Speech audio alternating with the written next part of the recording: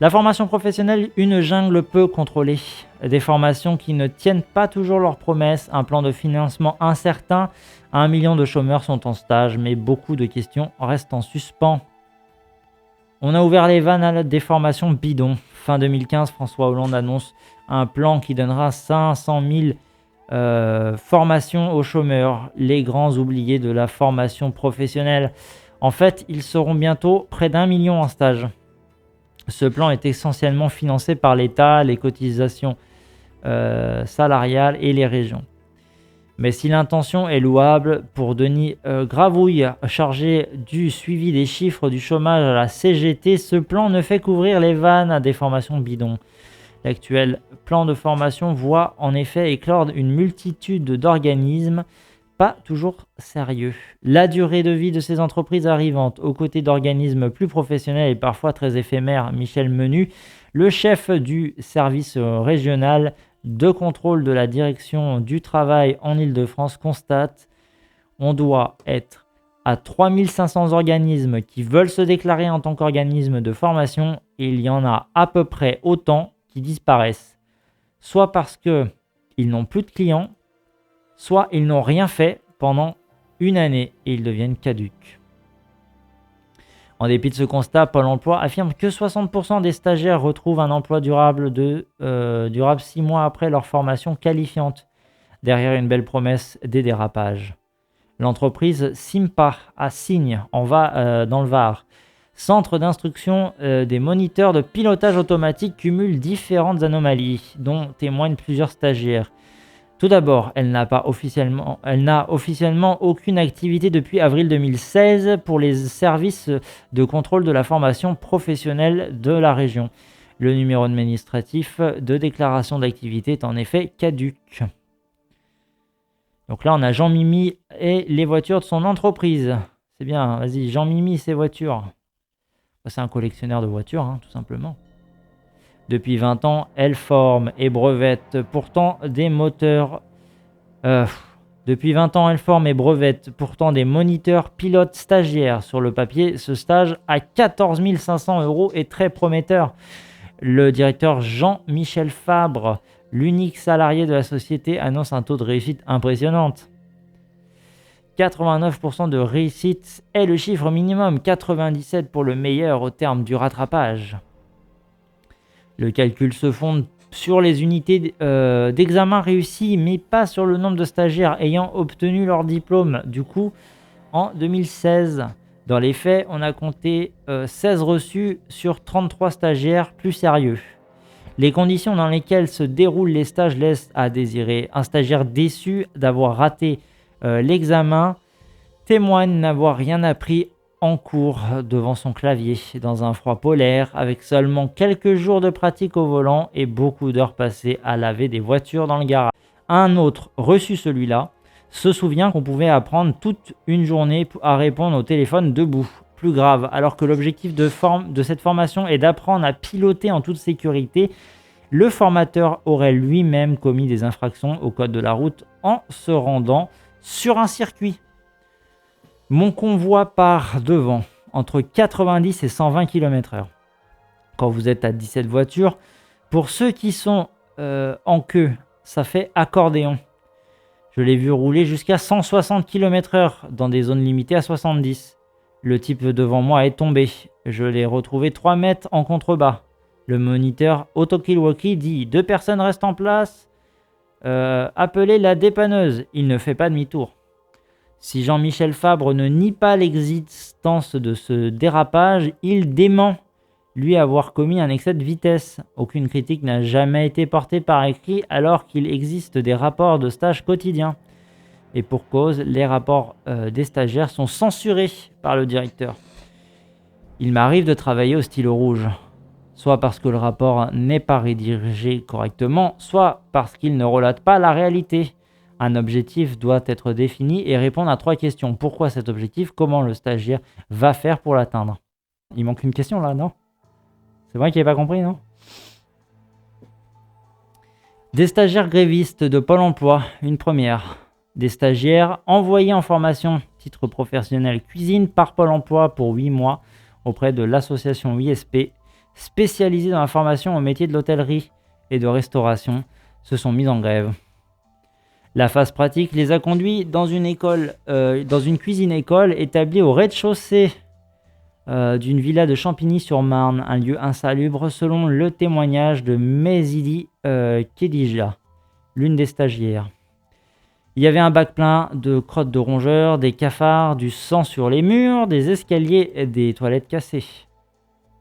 Des absences de prise, une porte démontée, voilà.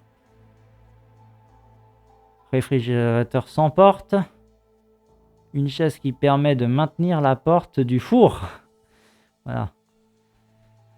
Côté pédagogique, il n'était pas mieux loti. Les stagiaires ont été pris en charge au début par un formateur qui a reconnu lui-même ne pas être compétent en cuisine. Marc Joulin est serveur de restaurant et il est inscrit à Pôle emploi depuis 2 ans et demi. Les conseillers parviendront à convaincre les stagiaires qu'ils n'ont pas le droit de se mettre en grève.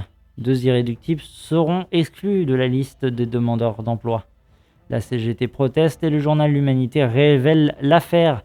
L'inspection du travail est saisie par l'intermédiaire du cabinet de la ministre du Travail Myriam El Khomri. Prévenu à l'avance d'une inspection, Samuel Chitsuka, le directeur de la formation, a eu le temps de rénover l'établissement. Aujourd'hui, et malgré les photos de stagiaires, il nie l'état dans lequel était la cuisine avant les travaux. J'ai eu 3 contrôles inopinés de financeurs qui m'ont dit « C'est agréable, c'est confortable, on peut y travailler ». Appelez le service qualité de Pôle emploi qui est venu voir et la direction... Appelez le service de qualité de Pôle emploi qui est venu voir et la direction territoriale qui m'a appelé pour me dire « Il n'y a pas d'anomalie ». Audrey Perrochot, directrice de formation Pôle emploi, reconnaît le scandale et assure que des mesures ont été prises. Nous avons mis l'organisme de cuisine en demeure. Non, nous avons mis l'organisme de formation en demeure. Nous avons arrêté l'envoi des demandeurs d'emploi dans ces formations. Nous avons mis fin à cette situation qui n'est pas tolérable. Les stagiaires sont aujourd'hui dispersés en stage cuisine collective en banlieue parisienne. Pourquoi une telle situation ? Depuis qu'on a ouvert les vannes du financement, on a eu tendance à attribuer les marchés formation demandeurs d'emploi aux moins 10 ans. ISP vend des stages cuisine 2 fois moins cher que l'AFPA et la qualité s'en ressent. Malgré la multiplication par 5 des demandeurs d'emploi en formation, de 200 000 à 1 million en un an, le nombre d'inspecteurs du travail, lui, ne varie pas. 146 contrôleurs dans les régions, 22 à Paris pour 80 000 organismes dans toute la France. Ce sont pourtant les seuls habilités à inspecter une entreprise sans prévenir. De nouvelles méthodes pour se former. Dans le secteur privé de la formation, on trouve plus de 70% des salariés qui souhaitent souvent changer de métier et peu de chômeurs, à peine 10%. On opte de plus en plus pour des formations originales, comme par exemple la sophrologie, l'hypnose. Pour Catherine Aliotta, directrice de l'Institut de sophrologie à Paris, c'est d'abord l'expression d'un besoin personnel des salariés, mais cela ne conduit pas à trouver un emploi à coup sûr. Les méthodes d'enseignement évoluent aussi pour s'adapter aux besoins et au temps disponible de chacun. Aujourd'hui, avec son portable, quelques euros payables en ligne, quelques minutes de pause, on peut se former soit n'importe où, n'importe quand, en suivant des cours à distance. Les MOOC, la Massive Open Online Course. Marie Ducassel, la présidente d'Albilway, conseille une vidéo en ligne facile à assimiler pour apprendre à se présenter. Cette méthode ne s'adapte pas à tous les métiers, mais elle fonctionne pour réviser son code de la route ou apprendre la cuisine et la pâtisserie. Le service public de formation, l'AFPA, Association nationale de la formation professionnelle des adultes, premier formateur de demandeurs d'emploi en atelier, 90 000 en 2016, est devenu le premier formateur à distance, 100 000 apprenants pour la cuisine et pâtisserie. Une source d'évasion fiscale, oui aïe aïe. La formation à distance s'intéresse à tous les publics francophones. Elle engendre une évolution liée à la course à la compétitivité. Certains organismes en viennent même à réduire ou à redéployer leur personnel en France pour ouvrir des centres d'appel à l'étranger, des centres d'appel sont supposés orienter la clientèle francophone vers des formations en ligne. L'évasion fiscale pourrait se cacher derrière. Michel Menu de la direction régionale et inspection du travail s'interroge. Où va cet argent qui quitte la France? On se pose la question, mais on n'y répond pas. S'il n'y a pas de réelle activité, on va passer par les services fiscaux, des gens qui ont des pouvoirs d'investigation bien plus importants que nous. Plan de 500 000 formations et après l'été 2017. Le plan de financement de ces formations prend fin cet été 2017. Si les négociations entre financeurs échouaient, certaines pourraient s'arrêter. Pour trouver de l'argent, le gouvernement a déjà prévu de retirer une prime à l'embauche de 4 000 € accordée aux entreprises. Mais cela ne suffirait pas, explique Yves Baroux, président de l'AFPA. La question de la pérennisation sera posée aux autorités françaises en juin 2017. Il y a eu un effort supplémentaire grâce à 1 milliard d'euros mis sur la table par les pouvoirs publics. Il faut continuer 1 milliard d'euros chaque année.